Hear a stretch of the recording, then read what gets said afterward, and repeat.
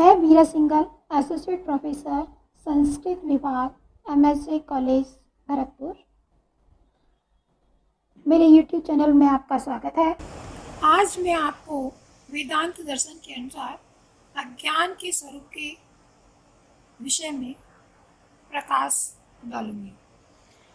अज्ञान सत और असत से अनिर्वचनीय है। यदि अज्ञान को सत कहा जाता है तो चितात्मा के समान त्रिकाल आवादित होना चाहिए, परंतु वह तो तत्वज्ञान से बाधित हो जाता है। यदि उसे असत कहें तो बंध्या पुत्र के समान प्रतीयमान नहीं होना चाहिए। लेकिन संसार के बंधन में जटिलबद्ध प्राणी मैं अज्ञान हूँ इस भांति प्रतीत होती है। संसार के बंधन में जटिलबद्ध प्राणी को मैं बंधन में हूँ इस प्रकार प्रतीति होती है, इसलिए वह सद असत से अनिर्वचनीय है। दूसरा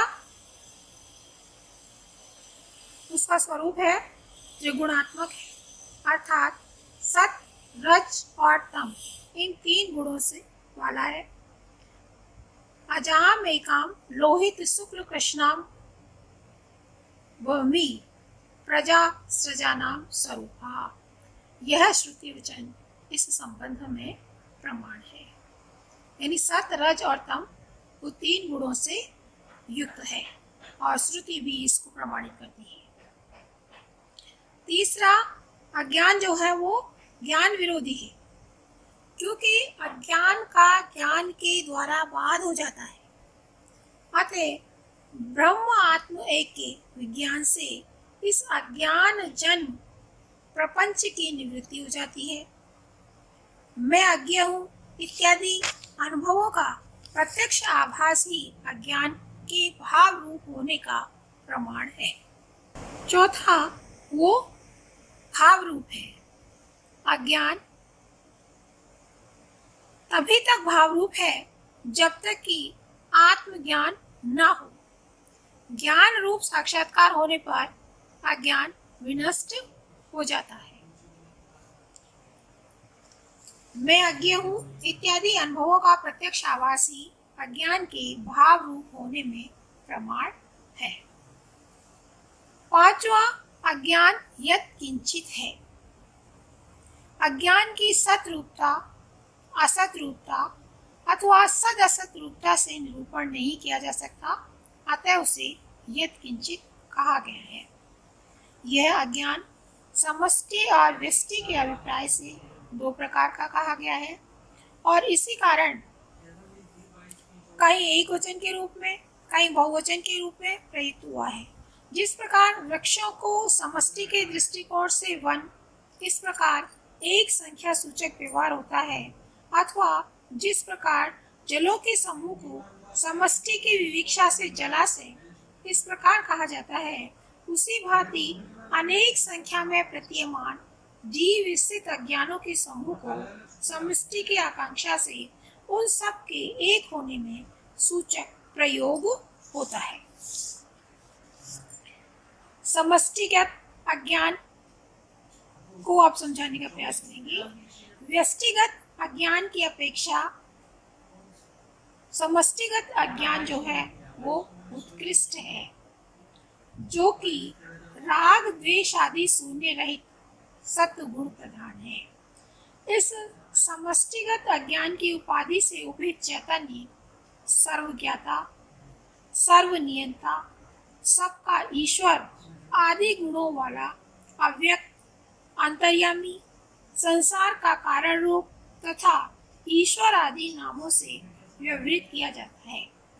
ईश्वर की यह समष्टि सबका मूलभूत कारण होने के कारण, कारण शरीर, आनंद का प्राचुर्य होने के कारण तथा कोश की तरह आच्छादित किए रहने के कारण आनंद में कोश, सूक्ष्म और स्थूल जगत का प्रपंच का लय स्थान होने के कारण सुषुप्ति कहलाती है। अज्ञान की व्यष्टि जो है यानी जो दृष्टिगत अज्ञान है वो निकृष्ट उपाधिभूत होने के कारण मलिन सत्व गुण प्रधान है।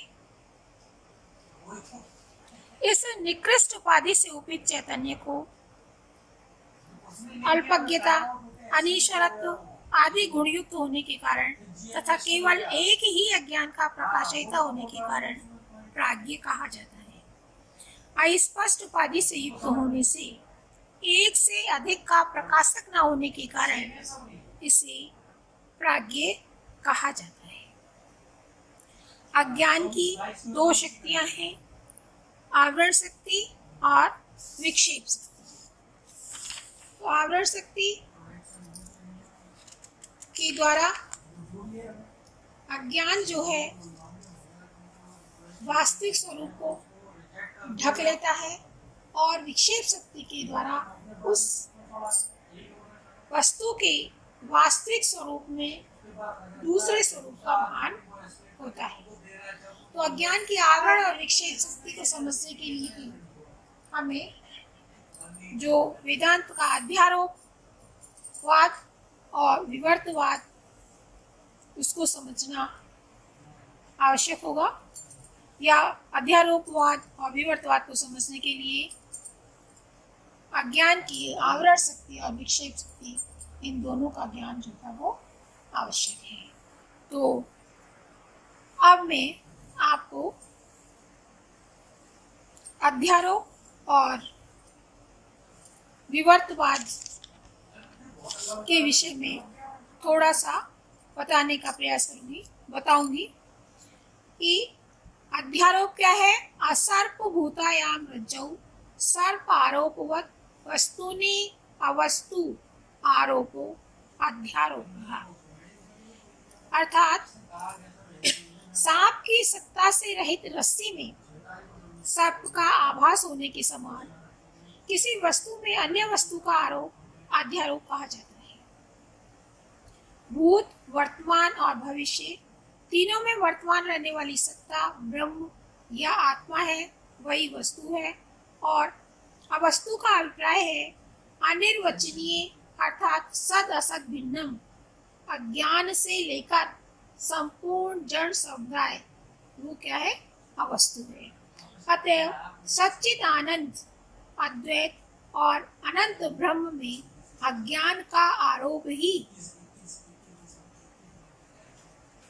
अध्यारोप है। और ये जो मतलब सत असद सच्चिदानंद अद्वैत और अनंत ब्रह्म में अज्ञान का जो आरोप है जिसको अध्यारोप कहा गया है, वो किसके द्वारा संभव है, अज्ञान की आवरण शक्ति के द्वारा। और दूसरा है विवर्तवादियों का प्रमुख सिद्धांत वेदांतियों का प्रमुख सिद्धांत विवर्तवाद। इस विवर्तवाद पर ही वेदांतियों का अद्वैतवाद प्रतिष्ठित है। विवर्त की परिभाषा देते हुए लिखा है कि अतत्व तो अन्यथा प्रथा विवर्तेति उदीरित है।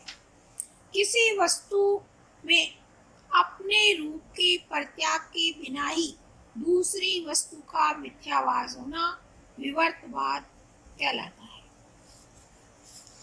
जैसे कि रज्जु में सर्प का आभास और शीपी में रजत का आभास। अज्ञान की आवरण शक्ति के द्वारा रज्जु के वास्तविक स्वरूप को आवृत कर दिया जाता है और विक्षेप शक्ति के द्वारा उसमें सर्प की प्रतीति होती है। इस प्रकार रज्जु में सर्प की प्रतीति मात्र होती है मिथ्याज्ञान के कारण। रज्जु अपने वास्तविक स्वरूप का परित्याग नहीं करती। उसी प्रकार शुद्ध चैतन्य में अज्ञान के कारण महाप्रपंच का आभास होता है। वास्तव में शुद्ध के स्वरूप में कोई परिवर्तन नहीं होता। यही विवर्तवाद है। यह दृश्यमान महाप्रपंच वस्तुतः शुद्ध चैतन्य ही है। तो ये जो अध्यारोप और विवर्तवाद है वो किस पर आधारित है, अज्ञान की आवरण शक्ति और विक्षेप शक्ति। यानी आवरण शक्ति के द्वारा जो है वो उसके स्वरूप को ढक दिया जाता है और उसकी विक्षेप शक्ति के द्वारा उसमें जो है इस सच्चिदानंद ब्रह्म में इसकी प्रतीति होती है। आज के लिए बस इतना ही है।